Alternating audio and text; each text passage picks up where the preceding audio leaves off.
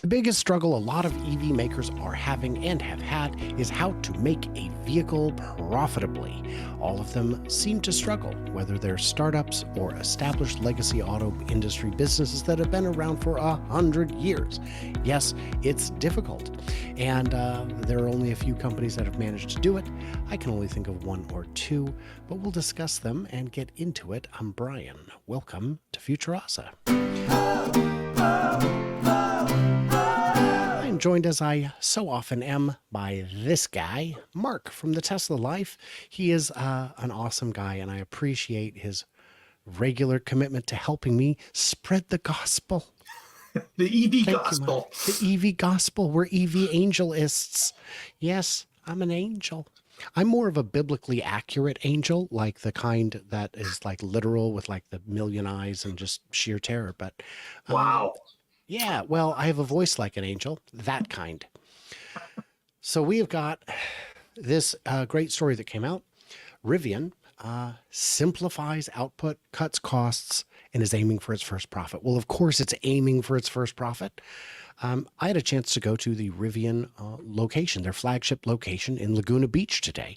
And it is an old theater that they purchased and brought back up to, I don't know about its original glory because I don't know what it originally looked like, but it is a beautiful place. And they sometimes even show movies in there for free, for fun. But I got to see the new refreshed Rivian R1S. And there are some great little changes in there. There are, the headlights are a little different, sure. The cameras are more crisp. That's nice. But what the gentleman told me is that what the real difference is all the things you can't see. So here's the article. Electric vehicle has cut costs and turned its first profit by removing over 100 steps from the battery making process, 52 pieces of equipment from the body shop, and over 500 parts from the design of its flagship SUVs and pickups. Does that sound familiar? It does. It does. It reminds me a little bit of other companies that have done similar things. Now, at the Henry Ford Museum in Michigan, there is this neat display up. It's near the front of the museum before you get to the giant locomotive, very weirdly oversized locomotive. There is on the wall, there is a front grille and headlight section from a car from the early 60s, maybe 62. And it shows like, here's all the pieces that went into it. And here's what it looks like, and here's what all the pieces, and the pieces are separated so you can get a real good picture of how many it is. And it's a lot. It's like hundreds of pieces. And here it is again 2 or 3 years later, and now it's like 8 pieces. And there's a picture of that, and they both look good. But one of them is a fraction of the pieces. This is something automotive industry has always tried to do. What do you think of Rivian's pickup, the R1T pre-refresh, its first ever offering? What do you think of it in terms of quality, style? Both of them are excellent. The vehicle is it's a excellent pickup, electrified. And yes, it's their first iteration, but you know what? They had a pretty solid base hit with that vehicle because it's attractive. People like it. People like the look of it. They like the functionality. Yeah, there's a few quirks in it, but for a first go, it's a pretty good vehicle. I would agree on all points. The first generation Rivian, I would consider a better initially built car than the second Tesla model. The original Model S was quirky, and that's being very polite. 2 days ago, I had a chance to see the Model S with the VIN number 3, and it is crooked. It is not well built. It has got a lot of goofy, weird panel gaps. And the problem with misalignment is you start at the bottom, and each time you go up, you introduce greater and greater errors until you get to the top, and the back trunk just doesn't close right. There are panel gaps so big you could put a permanent marker in there. It is for sale, by the way, if you'd like to buy one. It is for sale. It is at Gruber Motors. You can sell, Brian, with It can With a this description like that, man, who wouldn't buy that? drive it home today, please, quickly, quickly. Not too quickly though, and not too far. And the seller asked Pete Gruber, it's at Gruber Motors, should I straighten it? Should I take it to a shop and have him? And he said, no. Whoever buys this is going to want it just like it is. And I thought, that's probably true. But it is, the problem was the people that they brought in to engineer the stamped steel were not stamping steel. That's what they were good at. They were stamping aluminum, and aluminum is different. It springs back a little. And if all your pieces are springing back a little, it's going to get out of alignment real fast. So these are changes that we've seen. So I think Rivian's first generation was very good. These improvements are what we needed to see. So I'm very excited about that. But Tesla has one massive leg up on every other automaker. Let's take a look at that. It is, well, what could it possibly be? Tesla is building electric vehicles cheaper than everyone else. Lower input costs allow them to set price lower in a price-sensitive EV market. Still, it has started to show cracks. Basically, what they're saying is Tesla's the only car company that's actually making money on EVs. If you're losing money on every car you sell, what's the best way to stop losing money? Stop selling cars. Well, Lucid was losing money on every car they sold, and they realized if we sell fewer cars, we'll lose less money. And if there's one thing Lucid's good at, it's selling fewer cars. Boy, they have got it down to us. Dialed in is what these guys have got. And by the way, I did see in Illinois, maybe somewhere, it might have still been Ohio, an entire semi-trailer full of Lucids being moved north.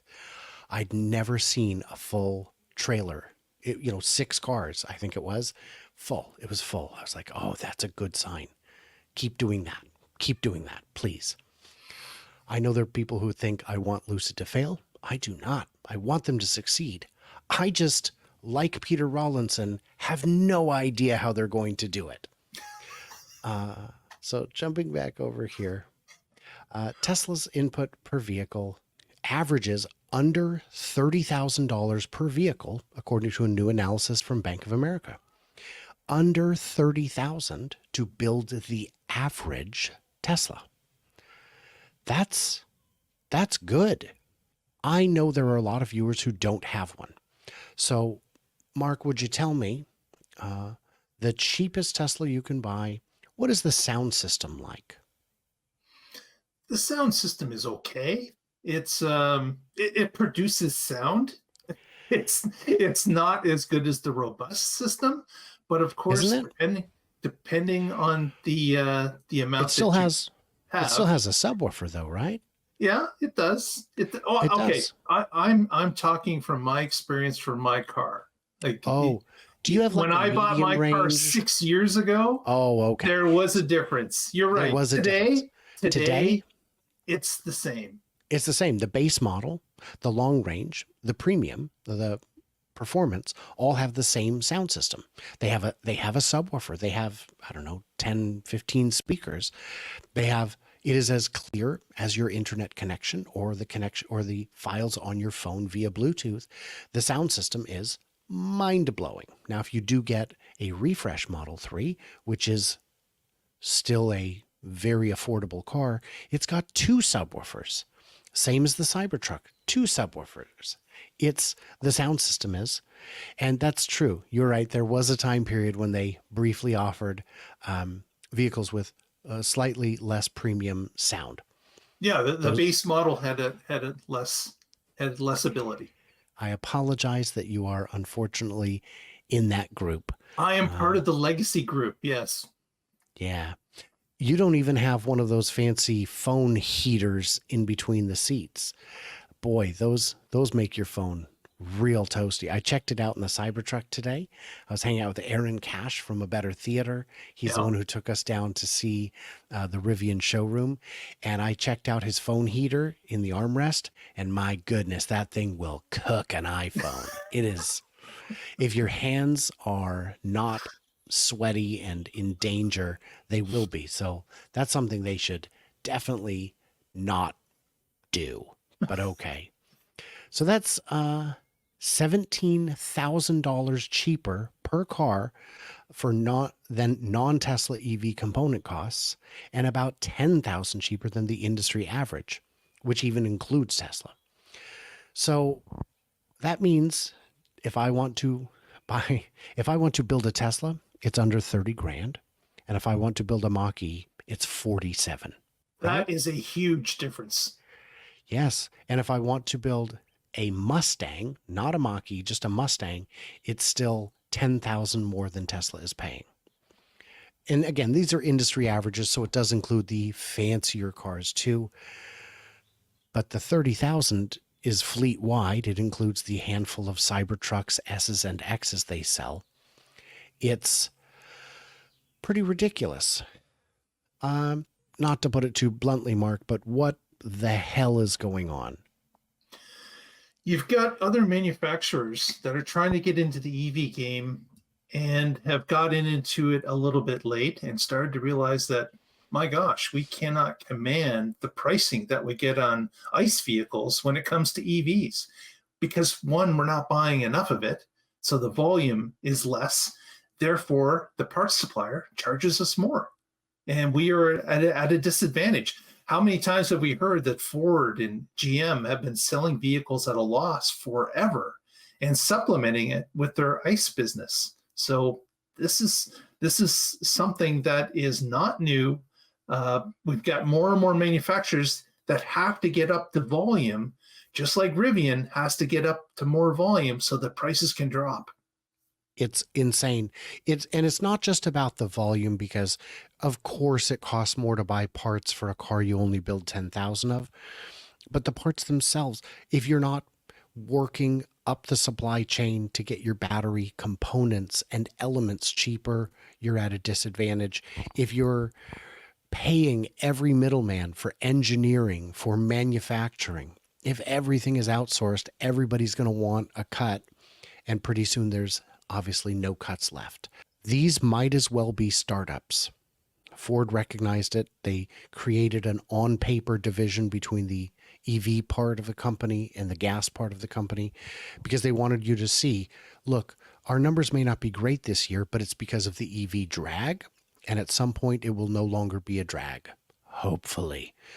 Because if GM doesn't start making money on EVs soon, they're going to have to buy back more stock and give Mary Barra an even larger bonus. I don't understand. General Motors is really going to be a case study, I think, in clown colleges all over the country. So that's exciting. Yeah, I think we've covered enough of this. The reality is, BYD is making a small profit. Some of it may even be on their EVs. They are going pure electric soon enough. I think it was Volvo or Polestar that showed a small profit for a quarter. I don't know how sustainable that is. Profits are coming, but the price war continues heating up, and until interest rates start to rebound, lower again, reduce again, it may be a tough time for a lot of these manufacturers. Any closing thoughts, Mark? It's all about that volume. I hope that Rivian is able to cut those costs, and because I'd like to see them succeed. Another EV player in the market succeeding is a win for all EVs, and a win for consumers. And I certainly wish them well. Especially when it's something as compelling as the Rivian. If you've never seen one up close, get in, play with it. Ask the owner's permission first. I think that's probably a good idea. Probably. But maybe not. I mean, it's a good way to meet. It's one way to meet people for sure. So then you've got to, but it's got good cameras. It's got a lot of the features that Tesla owners are used to. And it's got great power. It's got great handling. It's got all of the built-in EV advantages, like the low rollover likelihood, the good crumple zones because there's no giant iron block in between you and the front bumper. It's got a lot of that is unavoidable for any modern EV. And it doesn't require them to be magical to get those things. They're just part of the package. But their package is good. It's compelling. I like it. I'm not saying I would necessarily get one. They appeal more to an off-road lifestyle. And I don't know if you can tell, but I am an indoor cat. So I have been declawed. And by the way, for people looking for a good value, if you take your cat in to get declawed for like another $20, they'll put it to sleep. So just, you're coming out saving money.